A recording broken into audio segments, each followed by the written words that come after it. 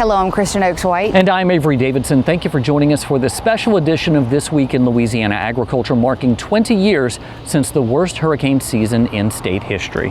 We're here at the 17th Street Canal in New Orleans, one of the spots that breached during Hurricane Katrina. In late summer 2005, water temperatures saw record numbers. Atmospheric pressure over the southeast U.S. remained unusually high, and wind shear in the Atlantic and Caribbean tropical areas stayed low. All of this fueled the record-setting disastrous hurricane season of 2005, culminating in 27 named storms, including 4 Category 5 storms. 2 of those Cat 5s collided with the Louisiana coast in a span of just a month: Hurricanes Rita and Katrina. Overnight, the name Katrina became synonymous with disaster. It brought a 30-foot storm surge and flooded the city of New Orleans on August 29th. What followed were a series of infrastructure failures that led to the deaths of more than 1,300 people. Not even 4 weeks later, Hurricane Rita made landfall on Louisiana's southwest coast on September 22nd. Storm surge reached as far inland as Lake Charles. The storm was especially hard on Cameron Parish, where 90% of buildings were destroyed or severely damaged. Now, storm surge is the deadliest aspect of any tropical system. Hurricane Rita delivered a storm surge across the coast higher than 15 feet. TWILA's Carl Wiggers takes us to Iberia Parish, where that storm surge traveled from the Gulf into Vermilion Bay and devastated rural communities with floodwaters not seen since Hurricane Audrey in 1957. In September of 2005, this is not where you could find Benson Longlanet. While he was farming then, he was also an engineer with the USDA. This is why he was in New Orleans helping with recovery efforts following Hurricane Katrina. And I got a call from my neighbor, Ronnie Gonsalin. He says, "What you doing?" I said, "Well, I'm cleaning up this mess over here." He says, "You need to get your butt back here. There's a mandatory evacuation. We need to start getting some stuff hauled out of this farm because Hurricane Rita's headed our way." Rita would make landfall a few days later and bring with it the devastating storm surge to this farm and community. His house, not yet raised to this elevation, flooded. So did these fields of rice. When we're talking about a rainfall event, we're measuring rainfall in inches. When you're talking about storm surge, you talk about feet. There's a big difference. It was pretty depressing, to think about it and looking back how deep the water was. The water on this farm was deeper the day of Hurricane Rita than it is in Vermilion Bay right now as I'm talking. With that much salt water on these fields, salinity became a huge problem. It took more than a decade to plant another rice crop here. We didn't think it was going to take as long as it took because it was 2016 when we planted our first experiment. And it was a crawfish pond because we did generate some money from crawfish before 2016. I still think I got some salinity issues in spots, but they're not as bad. I can't say that I'm back completely. So I got some unfinished business with this farm here. That's why I'm still doing it. I want to make sure I got it all right for when my son can take it over. Longlanet is not just focused on getting his farm right. He's working to protect his parish from future storms like Rita. For 15 years, he has worked to establish and serve on the Iberia Parish Levee, Hurricane, and Conservation District. Ultimately, that board hired engineers to develop a plan for miles of levees and structures to protect the parish from future storms. Those plans are now adopted into the Coastal Protection and Restoration Authority's master plan for Louisiana's coast. But we got more and more components that have been put into that alignment, and now I like to refer to it as a system. It's not just a levee anymore. Now it's got a lot of components to it. There's pumping plants in there. There's navigation gates in there. There's floodgates in there. The Corps calls it a leaky levee concept. We're building a levee with a flap-gated structural arrangements that is going to improve the drainage in the parish when there's no storm surge in the area. That kind of work takes time. Like this combine at harvest, storms don't stop. While the progress seems slow in ways, Longlanet is excited about the projects that have been completed and the ones still underway. We've got 2 structures that have been done. We've got several of them that have been designed. We got some in the permitting stage, and we got one that we're actually building right now. What turned out to be just a farmer group of farmers, we finally got something happening in a positive motion. As long as it's moving in that direction, You know, hopefully in my lifetime we can get it done, and that we can pass it on to our kids in better shape than we got it in. In Iberia Parish, I'm Carl Wiggers for This Week in Louisiana Agriculture.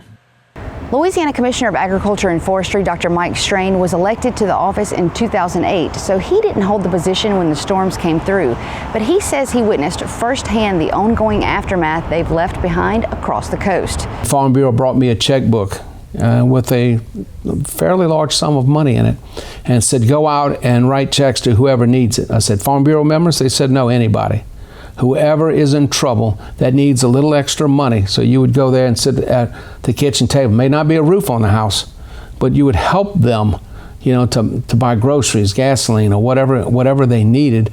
And I can tell you the Farm Bureau really, really stood up. And I can tell you, and from a personal point of view, you know, my veterinary hospital was just totally covered in trees, and the Farm Bureau office right up the street covered in trees. And a team, a Farm Bureau from Arkansas, showed up, you know, with trucks and people and chainsaws, and you don't forget that. Commissioner Strain's predecessor, Bob Odom, worked with Congress and the USDA in the aftermath of both storms to help secure recovery funds. Marine fisheries have seen a rapid decline since 2005. According to Louisiana Sea Grant, the number of commercial fishing licenses dropped from nearly 18,000 in 2001 to 11,300 in 2006. Today, there are fewer than 8,000 commercial fishermen. That includes oyster producers, who are much like farmers. You just can't see the crop because it's underwater. While Louisiana remains the top oyster-producing state in the country, the storms were a catalyst for major changes in the industry.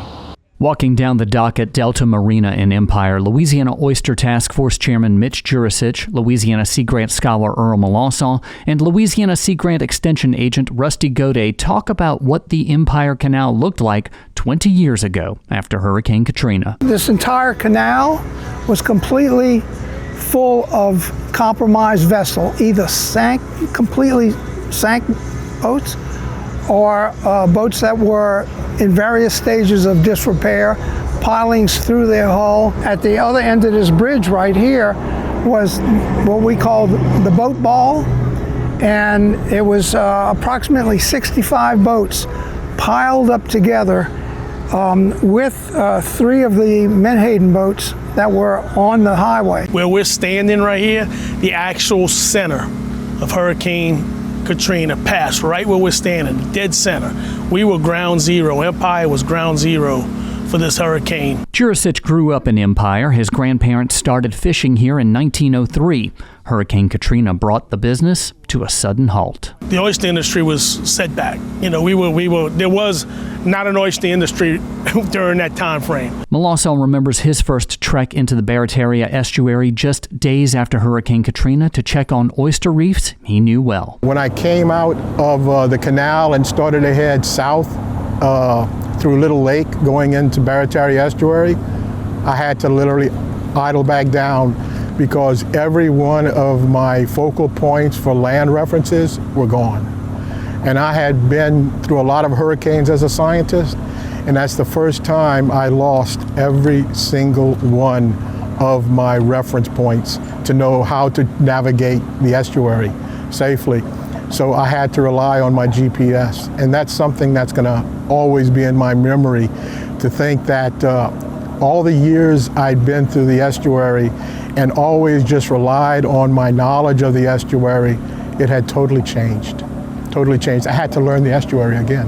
What was below the water had changed too. A number of the reefs that I was using were scoured out, they were gone. What's interesting, some of the reefs that we had intentionally originally wanted to use that had been buried by sediments for one reason or another, maybe other storms, were now clean.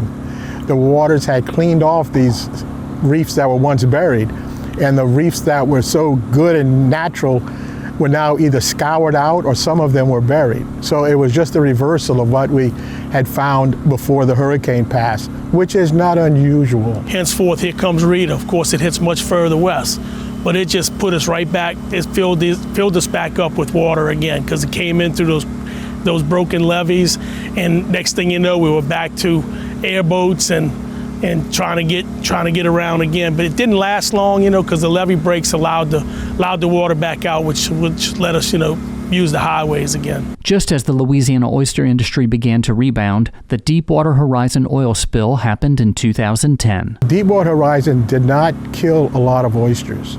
What it did was make a lot of people scared to eat your oysters from Louisiana.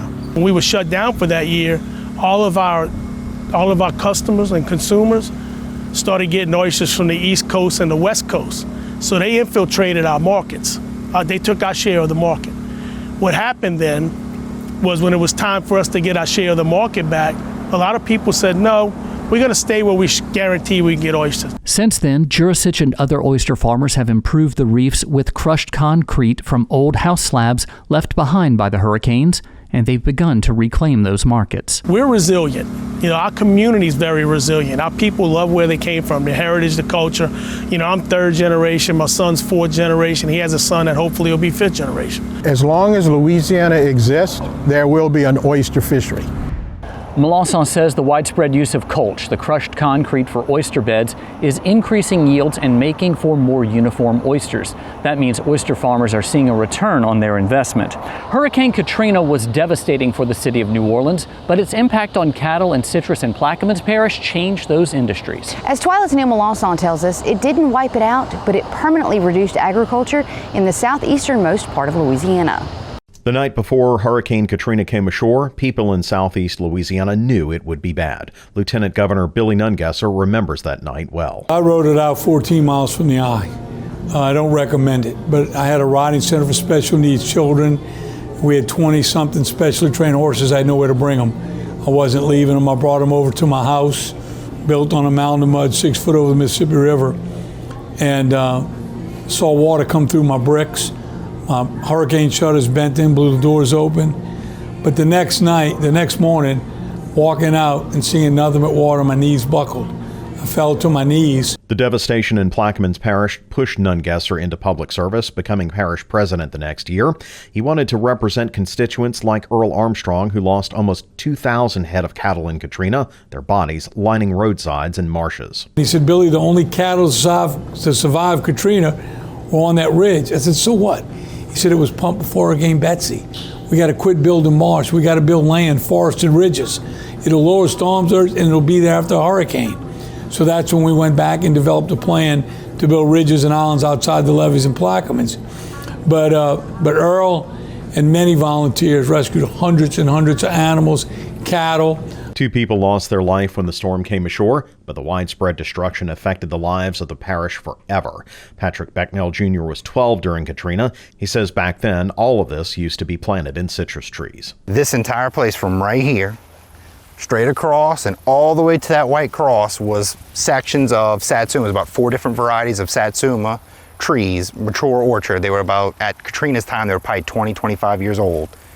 All the way to the back, it probably totaled about 1,500 trees. While the storm didn't immediately kill off the citrus industry in the parish, for many it was the beginning of the end. The storm brought pests and diseases, especially where people had abandoned their properties. It kind of shot us in the foot because their groves became cesspools for bugs and disease that later on would affect us. And it's kind of trickled down. Now those have kind of weaned out. Nobody wants to do it. It's only a few of us really left that still want to do it. But yet the damage was kind of done then, and we're just trying to pick up the pieces now. Becknell says now, 20 years later, agriculture as a whole in the parish is a shadow of what it once was. After this last snowstorm we had, I think that was the nail in the coffin for a lot of us here. Now, hopefully, now that most people's abandoned orchards or their trees they really weren't taken care of, now that snow and freeze kind of killed them, hopefully it gives us a little bit more of a buffer zone like we had after Katrina, to where even though the problem's not going to go away, but yet we might have a chance to kind of make up some lost ends and try to come back a little bit, but I don't ever see it coming back to what it was 20, 30 years ago. The eye wall of Katrina passed due north in this part of Plaquemines Parish, passing this way and with it bringing winds and water that devastated the industries of this area, including oil and gas, citrus, and cattle that never truly recovered from 2005. Reporting from Port Sulphur in Plaquemines Parish, I'm Neil Melanson. Thanks so much, Neil. Between Katrina and the last census of agriculture, Plaquemines Parish has lost more than a quarter of the number of farms it had, which is greater than the overall population decline in the same area. Still to come on TWILA, one parish has greatly struggled to bounce back after not just Rita, but 2 other major hurricanes in the past 20 years. But first, a man who dedicated his career to studying these kinds of storms finds himself caught in 2 of them.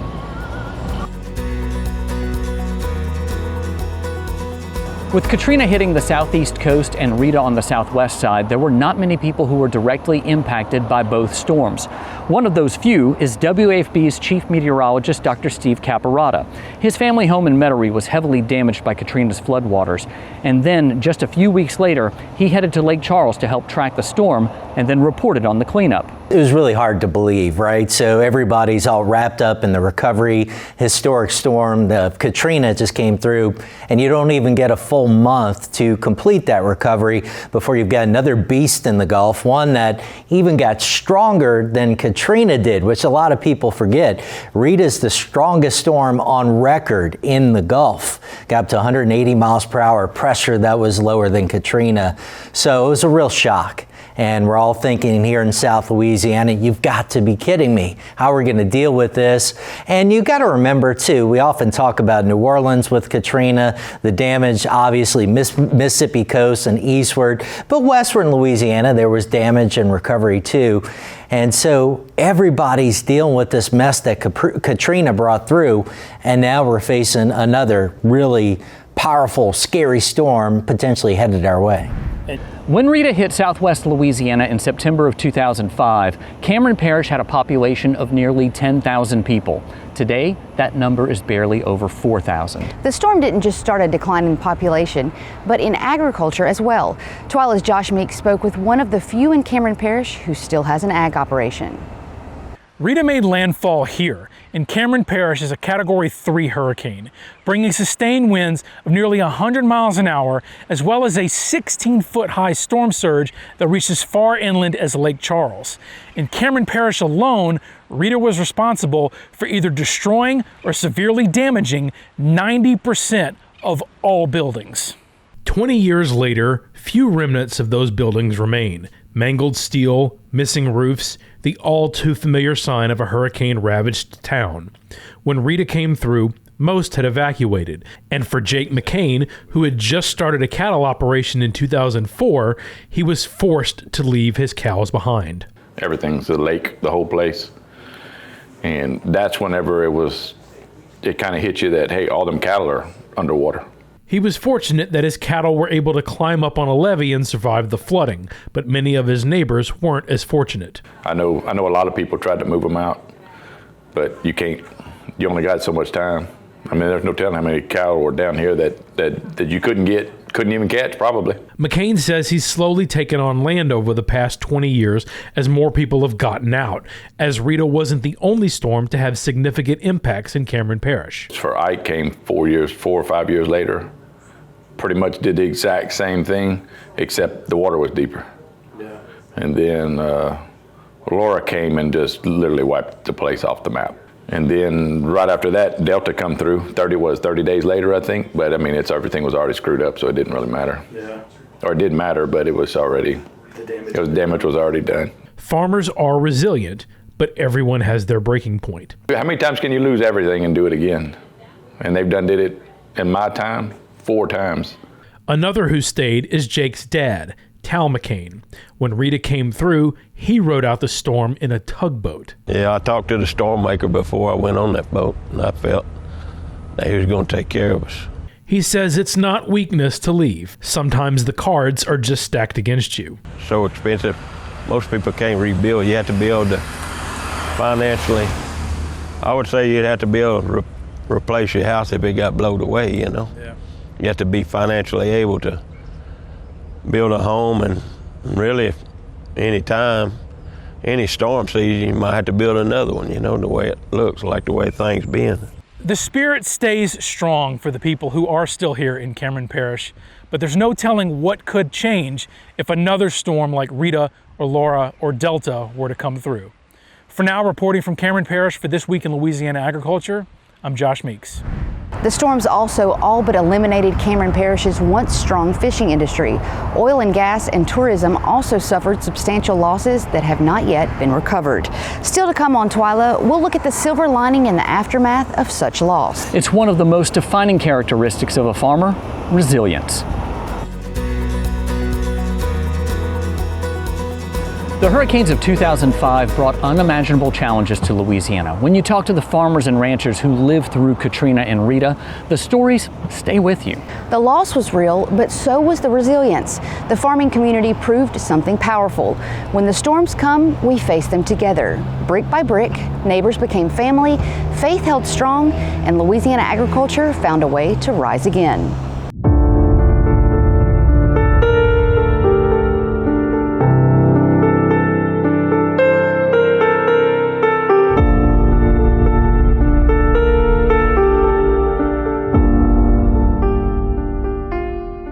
My house was about a half a mile from where we are.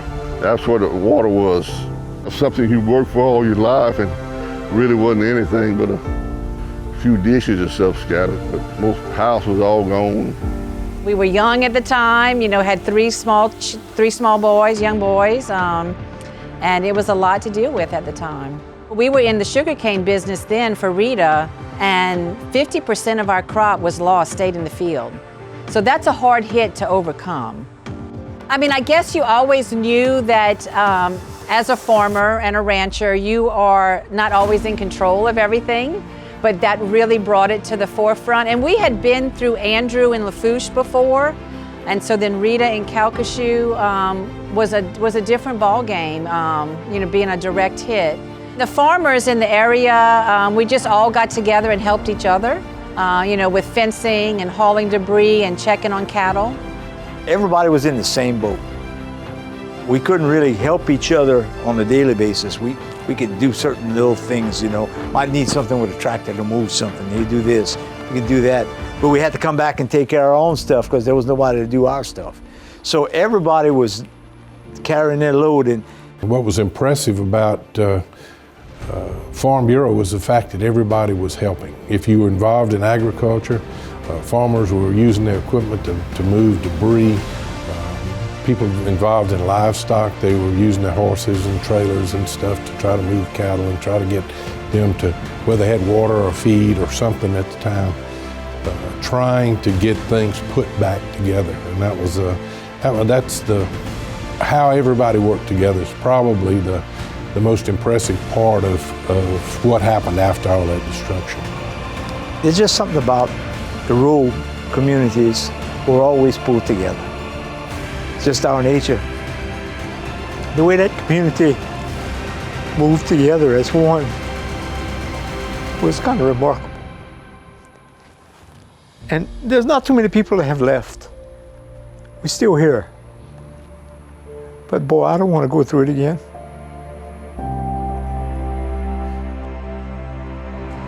That does it for this special edition of TWILA. Be sure to join us next week when we'll show you a Louisiana company getting national recognition for using AI as a tool to help farmers. Until then, you can watch all of our stories online at twilatv.org. Be sure to like us on Facebook, follow us on TikTok and Instagram. You can also find all of these stories and more on our YouTube channel. Be sure to subscribe, turn on notifications. That way you know when we put something new out there. For all of us here at TWILA, thanks for joining us. We hope to see you again right here next week.